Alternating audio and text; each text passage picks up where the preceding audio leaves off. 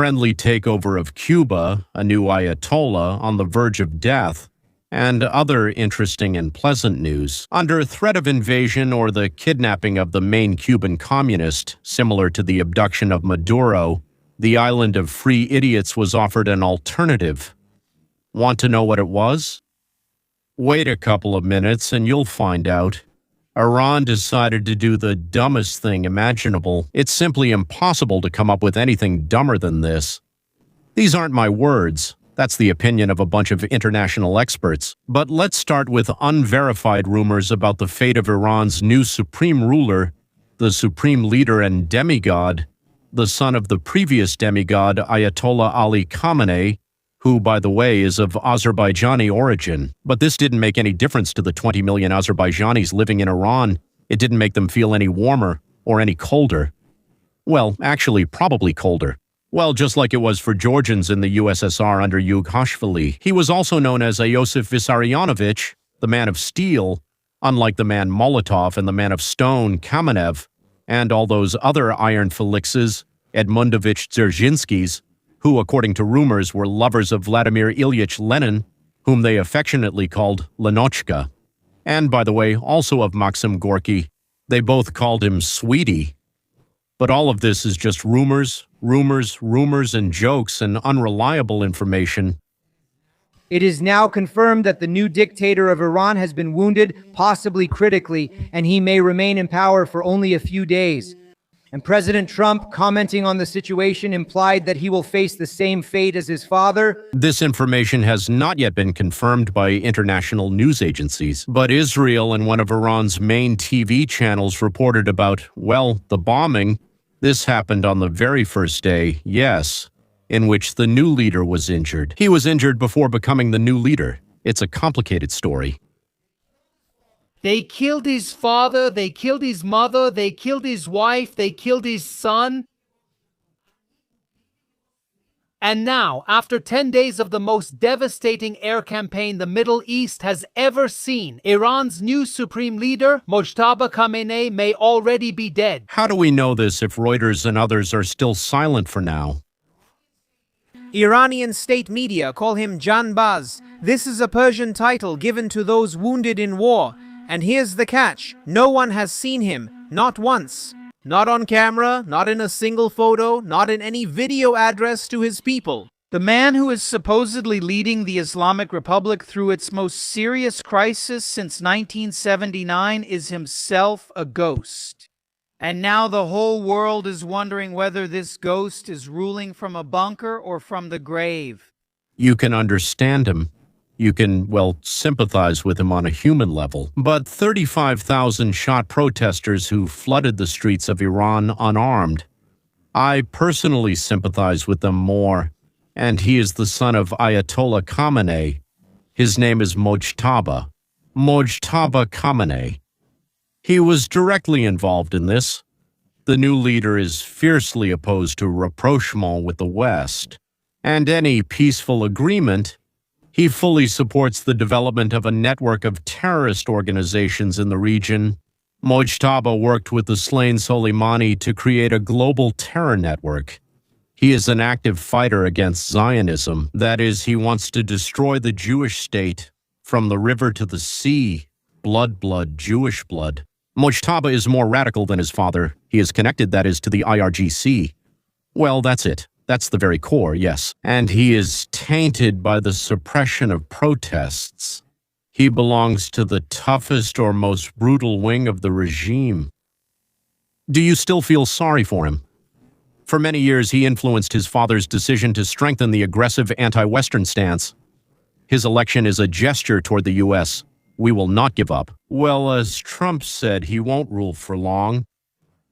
So, on the first day of this war, February 28th, American and Israeli forces dropped about 30 bombs on the Supreme Leader's residence in Tehran. As a result of the strike, Ayatollah Ali Khamenei, his wife, the Minister of Defense, the head of Iran's National Security Council, and about 40 other high-ranking regime officials were killed. The entire Iranian air defense system, including the S-300 and Bavar 373 complexes, was unable to intercept any of these bombs. Zero effective response. But here's what we didn't know at the time. Mojtaba Khamenei, the second eldest son of the Ayatollah, was reportedly in that complex when the bombs fell. His wife was killed. According to reports from Ynet News and the Times of Israel, members of his immediate family, possibly including his own son, were also killed. By the middle of this week, Israeli intelligence concluded that Mojtaba survived but was wounded. How serious were the injuries? No one knows, or at least no one is saying. And that brings us to the events of this weekend. After several days of internal discussions, during which, by the way, Israel literally bombed the building where the expert meeting was supposed to take place. In Qom, Iranian state television announced that Mojtaba Khamenei was elected as the third supreme leader of Iran. Remember, the second one was killed literally a few hours after his appointment, but the announcement itself was, to be honest, strange. There was no video of Mojtaba, no photos, no audio message, nothing at all. The Assembly of Experts, or rather what was left of it, made a statement. The state television hosts read it out on air. And here, and this is a very important detail, the state mass media called Mojtaba by the honorary title of Janbaz. And in Persian, Janbaz literally means someone who risked his life. So, this is a title that the regime reserves exclusively for those who were wounded in battle. It's kind of like calling someone a Purple Heart recipient. You don't just use this word casually. You don't use it in a figurative sense. If the Iranian state media called him Janbaz, it's because he sustained physical injuries as a result of those strikes.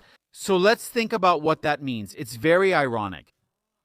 The new supreme leader of Iran, a man who is supposed to demonstrate strength, who must unite a nation under bombardment, who must command the Islamic Revolutionary Guard Corps and hold the regime together, literally falling apart under fire, has not shown his face to his own people even once in the last 10 days. Remember what Trump said earlier this week when he was asked about who might replace Khamenei. He said, and I mean this is more or less a direct quote, "I don't know. Most of the people we had in mind are dead." We had in mind are dead.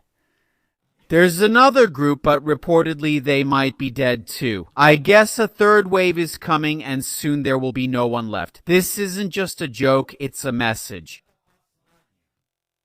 And the Israeli Minister of Defense made it even more explicit. He publicly stated that any leader appointed as Khamenei's successor would become an unequivocal target for assassination, no matter who he is or where he hides. But as it turns out now, the fact that Mojtaba hasn't been seen since that very first bombing, which completely destroyed his family, may point to something entirely different, something much more catastrophic. For this already collapsing regime? A remarkable story. But the story about whom Iran decided to attack, which I'll tell you about soon, is even more ridiculous.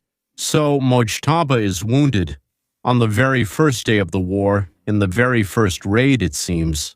He never appeared in public. He was never on television.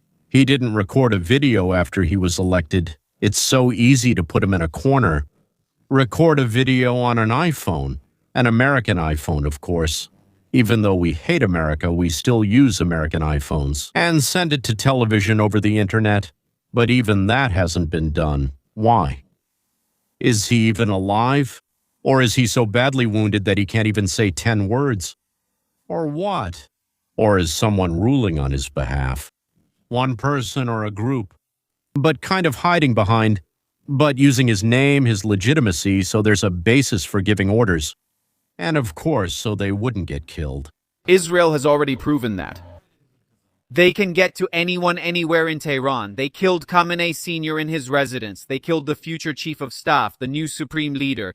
He was killed by a strike in the heart of Tehran just a few days ago. And this is what we have now, a regime that is basically decapitated. The wounded supreme leader is either dead, dying, or in hiding. The IRGC is launching missiles on his behalf, but no one can confirm that he is giving the orders.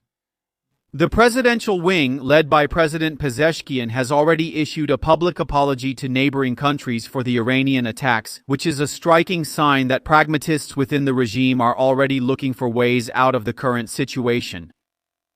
Meanwhile, hardliners are doubling down, firing everything they have left in what increasingly looks like the last desperate breaths of a dying army. And now we've come to Iran's schizophrenic attack on, you won't believe it, on Turkey.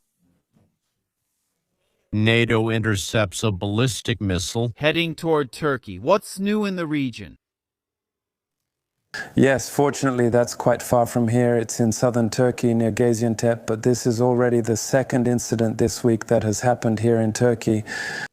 And it's worth noting that after the previous one, which Iran denied, the Turks were very open about it.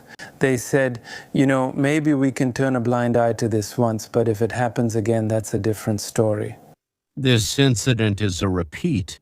So, after the first time, I think it was about a week ago, the Turks said, this might be a one-time accidental incident, but if it happens even one more time, well, they didn't say what they in Turkey would do, but the attack is on a NATO country, by the way. If Turkey declares that it demands the participation of all NATO in response, then NATO countries will be obliged to strike Iran. What reasons could there be for this strike?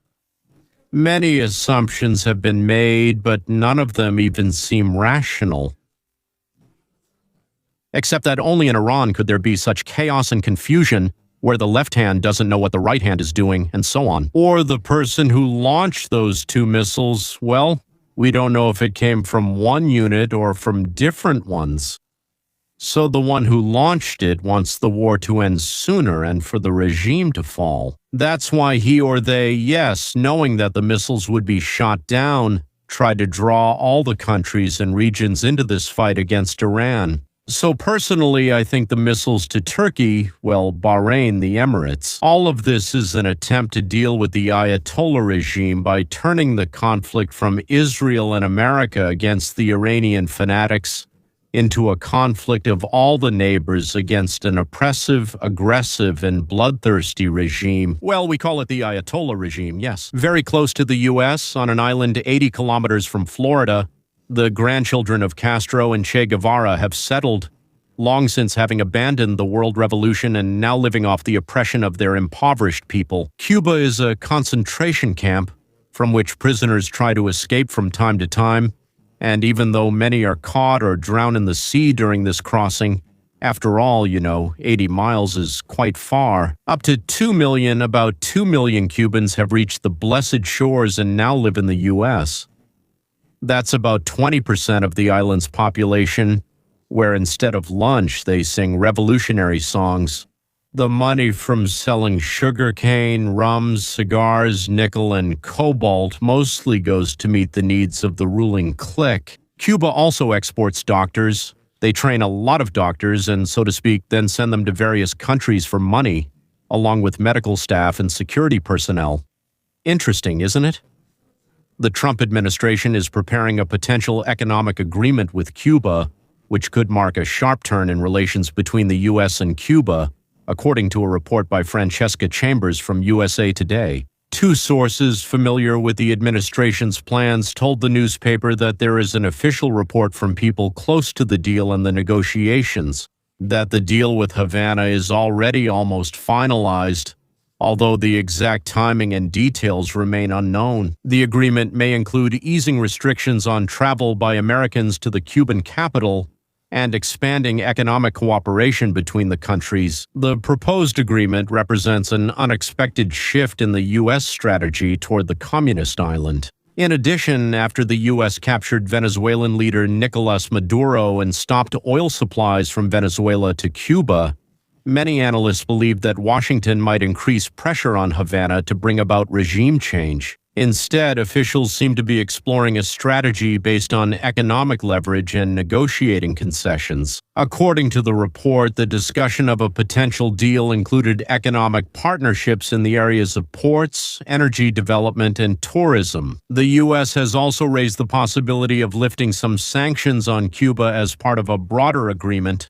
Another element under consideration is a political exit for the Cuban leadership. It is reported that the negotiations discuss scenarios allowing Cuban President Miguel Diaz-Canel and members of the Castro family to to remain on the island during the transition to closer economic ties with the U.S. The agreement could also ease restrictions on Americans traveling to Havana, changes that the White House can implement without congressional approval. Such steps could revive tourism and investment in Cuba's struggling economy, as well as expand business opportunities for American companies. President Donald Trump has publicly hinted at ongoing negotiations in recent days. Speaking before Latin American leaders at the Shield America Summit on Saturday, Trump suggested that Cuba's economic difficulties had made its government more willing to negotiate.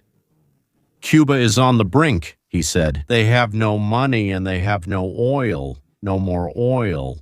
He also confirmed that Secretary of State Marco Rubio is holding discussions with Cuban officials. They want to make a deal so badly, said Trump, adding that he believes an agreement could be reached very quickly. The White House declined to provide further information about the negotiations and referred journalists to the president's public statements. A possible agreement would become another important chapter in the long and complicated history of US-Cuba relations. During Barack Obama's presidency, America moved toward normalizing relations with Havana. Obama eased restrictions on travel, trade, and restored diplomatic ties. But Trump, during his first term, reversed them, reinstating stricter restrictions on travel and business activities with the island. However, sources close to the administration told USA Today that Trump's current strategy is significantly different from Obama's earlier approach. They claim that Trump now has much more leverage after recent U.S. actions in Venezuela, as well as Washington's broader campaign to restore influence in the Western Hemisphere. The administration has also increased pressure on Cuban officials in recent days, including a warning that the U.S. may seek indictments against members of the Cuban government, just like it was done with Maduro. The behind-the-scenes negotiations seem to be developing through a series of quiet diplomatic contacts. By the way, the talks are interestingly with Castro's grandson, Raul Castro's grandson, Raulito Castro. Well, he seems to be kind of an informal representative of the Castro family there. The White House did not confirm these talks, but senior administration officials did not deny them. Trump himself hinted that travel between the U.S. and Cuba may soon become easier. During an event at the White House on Thursday, he told Jorge Mas, who is the owner of the club Soccer Inter Miami and the son of Cuban immigrants, that the businessman will soon be able to visit the island without special permission. What does this mean? Well, it means the cancellation of the special requirement. You won't need my approval, Trump joked. Just fly back. The discussion about Cuba is taking place at a time when the U.S. is seeking to reshape the political landscape of Latin America. Trump presents the situation in Cuba as part of a broader transformation following the political upheaval in Venezuela. As we achieve a historic transformation in Venezuela, we also look forward to the great changes that will soon come to Cuba, said Trump. He also told regional leaders that several of them had privately urged him to address the situation on the island. 4 of you actually said, "Could you do us a favor and deal with Cuba?" said Trump. Despite the administration's public optimism, well, I would put it this way. I would question how close the two sides are to reaching an agreement. Analysts note that major issues remain unresolved, including what concessions America might demand in exchange for easing sanctions or expanding economic cooperation. Trump has also hinted that other foreign policy priorities could delay the final announcement of this deal. The president recently stated that he wants to conclude the U.S. military campaign in Iran before fully shifting his focus to negotiations with Cuba. Nevertheless, Trump expressed confidence that the deal could be completed quickly once the negotiations progress. Our attention, he said, is now focused on Iran. Maybe Marco will take an hour off and make a deal in Cuba. An hour off. If the agreement is finalized, it could become one of the most significant shifts in US-Cuba relations in decades and potentially reshape all our relations with our Cuban comrades, whom we will quietly, very quietly, later, according to the agreement, squeeze out of the island. So, at the same time, Latin American countries are coming together in a common fight against drug trafficking and drug traffickers. The reshaping of Venezuela, possible changes in Cuba, pressure on Mexico and going beyond the region, strong pressure on Iran and its allies, Russia and China. Trump still has 3 weeks before American public opinion starts to turn negative toward the war in Iran. They're not thrilled as it is, but for now, so far, it hasn't been long. If it ends quickly, everyone will be excited. Next, before the beginning of June, Trump needs to prepare to put pressure on China before his meeting with Xi, and probably before July 4th start high-profile cases about the outrageous. Демократической партии во время выборов. These factors will significantly influence the elections in November this year, and will determine U.S. policy both domestically and internationally. So I assure you, from today until the next milestone, March, April, May, June, July, our lives will be filled with news, and from all fronts, but all of them will be decisive news. Разных фронтов, с очень разных фронтов, но все они решающие. News that will determine our fate. Don't forget to hit the notification bell. Just click it, just click it. Wonderful things will happen after you click on those notification bells. The more of you with notifications on, the wider this channel's videos spread. And one more thing. For sponsors, we post additional videos that others either won't see at all or will see later. Sponsors get the early access for $4 a month. It's enjoyable and beneficial for you, and accordingly, enjoyable and beneficial for us and the channel. Everybody wins. Goodbye.